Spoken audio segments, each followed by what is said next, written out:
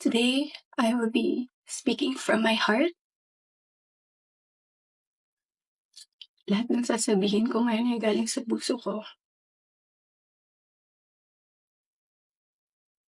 Today, I will take accountability for everything. Nagkamali ako, and I want to say sorry for everything that I have done. It all started last June of 2024. I was in a very dark place. I was lonely. And I was getting attention from Anthony. The kind of attention that I needed. When I sensed that there was this brewing attraction between Anthony and I, nadala ako sa emotions ko. And I knew that was wrong. I came clean right away. I told my ex everything, and I admitted things to him, and then we broke. It wasn't easy. It was very hard for me. I announced the breakup. The reason why I became so emotional during the interview, because I was holding back a truth. Yun yung totoo.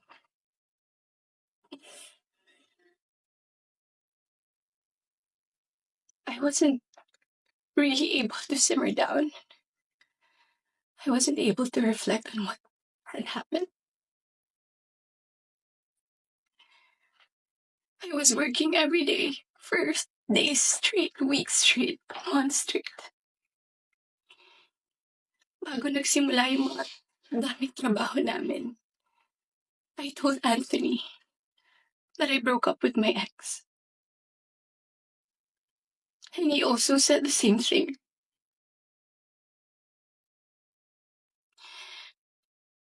Mind you, I was in a very lonely place. I was so lonely. And I was so vulnerable at that time. Like everybody, nakaka-break lang. You would be so vulnerable. I was working every day. At sa lahat ng trabaho na yun, kasama ko si Anthony. Aaminin ko, sa araw-araw na pagtatrabaho namin, nahulog din yung loob ko. He would be very sweet to me. He would be such a gentleman to me. He would say things to me. He would tease me on the side in front of other people. He would tell all the people who were close to me that he was single. So I was confident to act a certain way around him on the set. Because in the eyes of the people there, we were both single.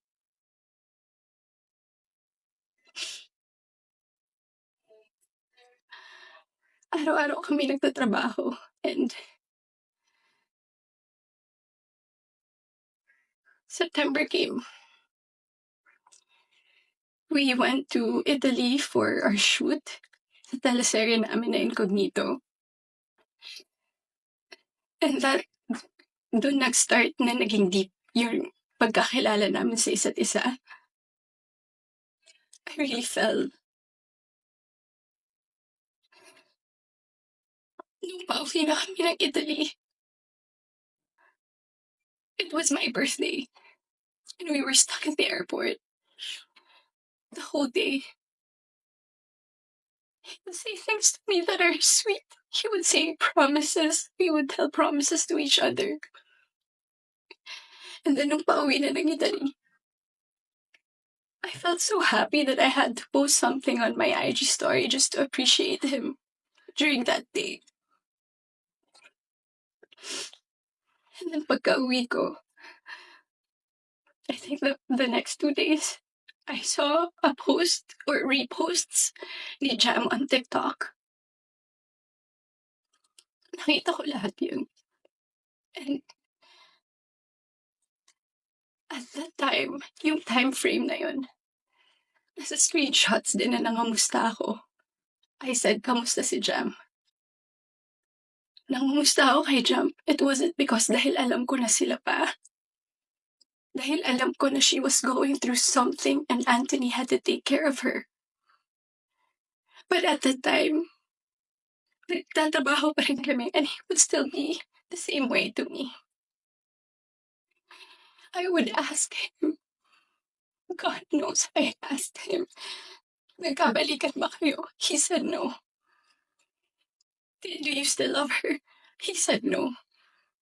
He would say things na ako yung gusto niya and all. I really asked him so many times. And then the first wave of bashing on TikTok. Masakit yun para sa akin. I asked him, when are you gonna release a statement na wala na kayo? When? Because in the eyes of the public, you are taken. But I know that you're not. You would be very sweet to me. When are you gonna release a statement? He would tell me he was waiting for the right moment. I didn't want to be pushy. I didn't want to aggravate things. So I waited and kept quiet because it wasn't my story to tell anyway. I kept quiet. October passed. We were working still every day. And then Halloween. It was the very first night we went out na medyo sweet kami sa isa't isa. The next day, Cham posted on her Instagram story. There were no names mentioned. There were no names, but people were insinuating that it was Anthony and I. So the waves of bashing came again. I asked him again, when are you gonna release a statement? God knows how many times I begged for a statement. I begged him to fix this because I was so tired of getting bashed. He said, wait, he's waiting for the right moment. I waited. I still kept quiet. I really wanted to speak up, but it wasn't my story and I would look really pathetic. Days went by. The press con of Incognito happened. He released a statement. To me, it was too late because at that time, I was slowly distancing myself from him romantically. The infatuation and the attraction died. But thank you for the statement. I thought everything was in the clear. I thought everything was gonna be okay. Ilang days nung lumipas.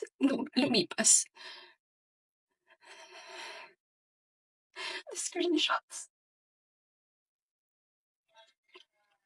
When I read it was 10 p.m. on a Tuesday night. When I read it, I was gutted. I was shocked. I'm truly embarrassed. Dahil nakita ng tao lahat yun without my consent. Against my will. I read the screenshots over and over and over again. Ang pinaka na-shock ako dun, I read it. It was the perfect narrative. That there was this other woman. That there was this apologetic boyfriend. And the avoidant boyfriend towards the other woman. And the scorned woman. That's the narrative. That's her side of the story. And there's nothing wrong with that. But this is my side. This is my side. And I've been reading those screenshots.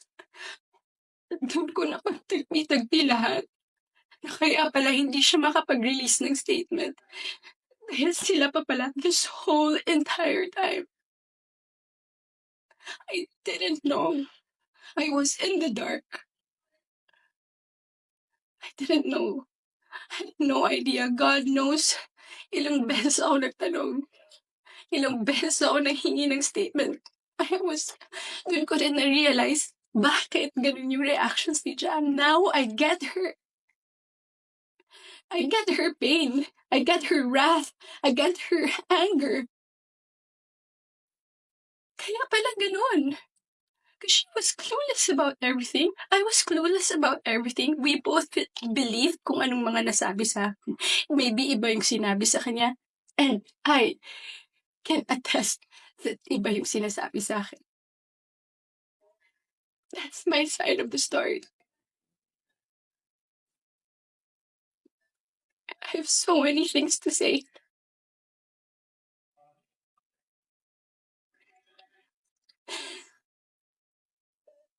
Hindi ka ako makapaniwala. Papahiya pala ako ganito sa buhay ko. So to the public,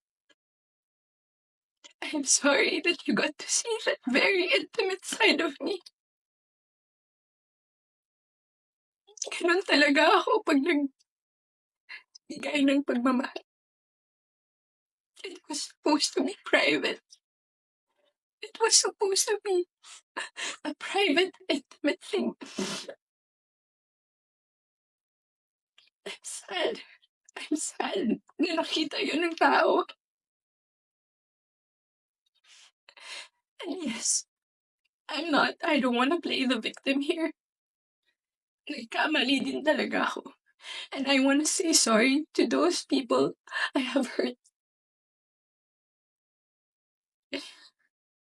I reached out to Jam last November. I did not get a reply. I think that was last November. Because I wanted to know what's up. So, I'm sorry. Most especially, I'm very sorry. I'm truly sorry to those people who supported me for 10 years. Alam nila lahat na ginapang ko yung career ko. Mapunta lang sa kung saan ko gusto. Ginawa ko lahat. Pinaghirapan ko lahat sa tulong nila. Nagagawa ko yung mga gusto ko. I don't know where I'm gonna go. I don't know saan ako papunta. Yung dignidad ko, hindi ko na mahanap. Whenever I go out, whenever I walk, I feel like I'm a naked woman walking. Hindi ko alam yun ang gagawin ko. I'm so embarrassed. And I'm sorry that you get to see that.